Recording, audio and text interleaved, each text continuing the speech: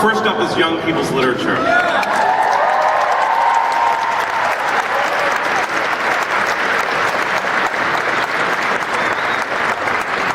present the National Book Award in Young People's Literature is Sharon Draper, author of more than 30 award-winning books for adolescents, yes. Including Copper Sun, which won the Coretta Scott King Award, a prize I hope someday to receive myself. That's a children's publishing joke, it's okay. We'll explain it to you later. Ms. Draper has served as the National Teacher of the Year and has been honored at the White House 6 times. So between the two of us, we've been honored at the White House 6 times. Please welcome Sharon Draper.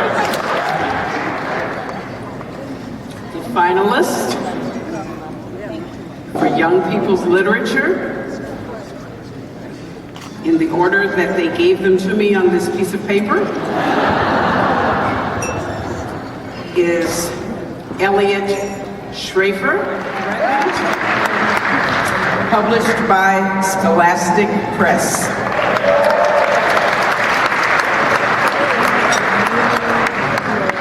Steve Sheinken,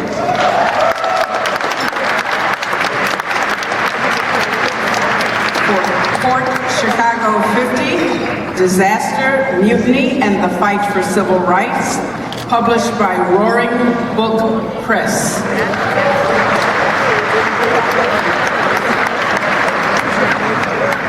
John Corey Whaley, for Noggin, published by Athenaeum Books for Young Readers.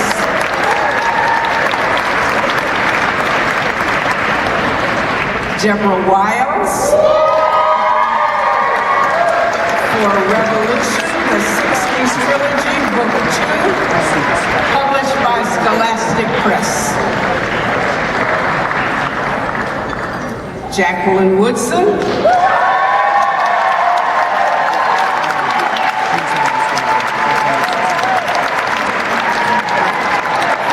Brown Girl Dreaming, published by Nancy Paulson Books at Penguin Random House.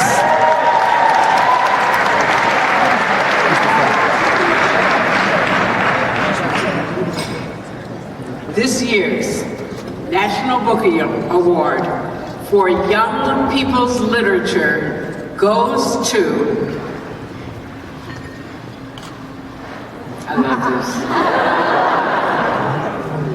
this, Jacqueline Woodson.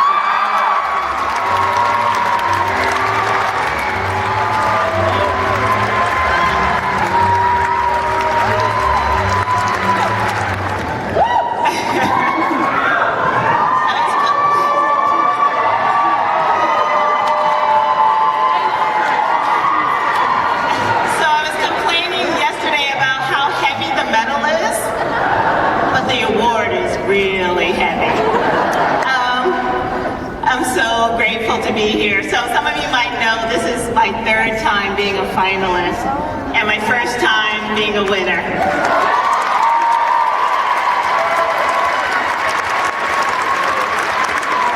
First and foremost, I want to thank the amazing committee who is amazing in choosing me. And the other finalists, I love you guys, and I love how much love there is in the world of young adult and children's literature.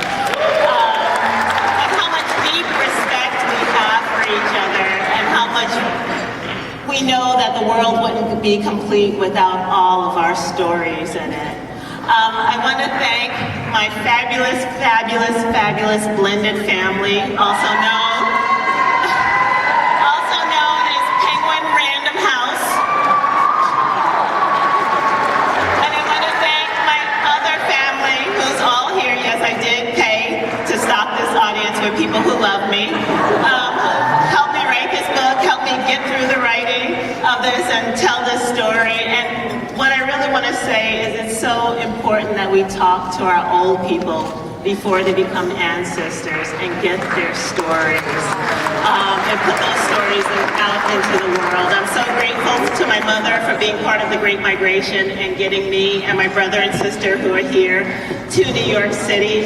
And I'm really, really grateful to to my fabulous, fabulous, fabulous, fabulous editor, Nancy Paulson. And my amazing partner, who is also an amazing physician, Dr. Juliet Widoff. I'm sorry, honey, I know you don't like when I say you're a doctor. And our children and our friends, and to you, thank you for your love of books. Thank you for changing the world. My name is Clarence Reynolds. I know who you're, Clarence. We just had to talk about Brenda. Center for Black Literature. Yeah. And also, I'm here with Troy Johnson of the African American Literature Book Club. Hey, we want to Troy. congratulate you. Thank you. I have a couple quick questions to ask you. One, what do you hope people get from reading your book? Because I read just a portion of it very quickly, and it seemed like there was a lot of history involved in it. So There is a lot of history, and there's a lot of American history, and there's a lot of my own personal history. And my big hope is that people know that their stories are part of a bigger world and part of a greater good, no matter what the story is. And I feel like I want people to know that those stories are, the personal is legitimate, and there's a right, you have a right to put it out into the world, and there's a need for it in the world.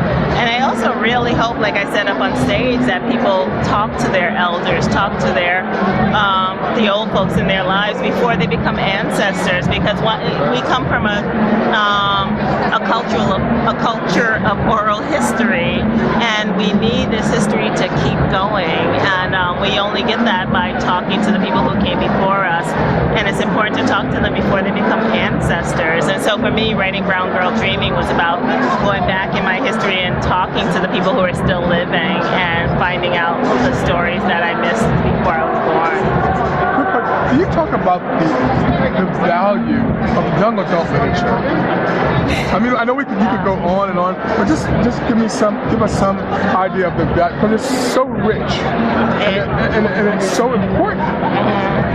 And so I think it's important, young adult literature first and foremost is important, because I think, as Dr. Rudine Sims Bishop talked about, children need both mirrors and windows. They need mirrors to show reflections of their own light, so that they realize that they're part of a bigger world, especially for young people of color.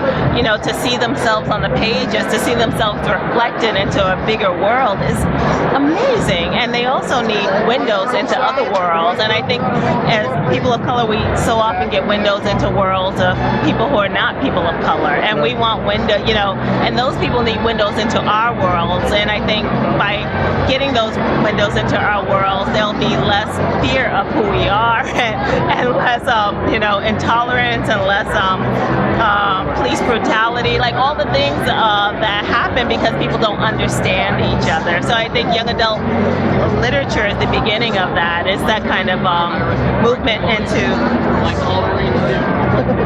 I'm sorry, we're going to move over here. So they want you in the picture. They want you in the picture. Oh, okay, just one second. I realized, thank you so much. Thanks, and again, Clarence. Congratulations. Thank much, you. Much congratulations. And there's a lot of people waiting for you. I know, So but enjoy the rest of your evening. Okay, thank you. Thanks for being here. Thank you. Bye-bye. Bye.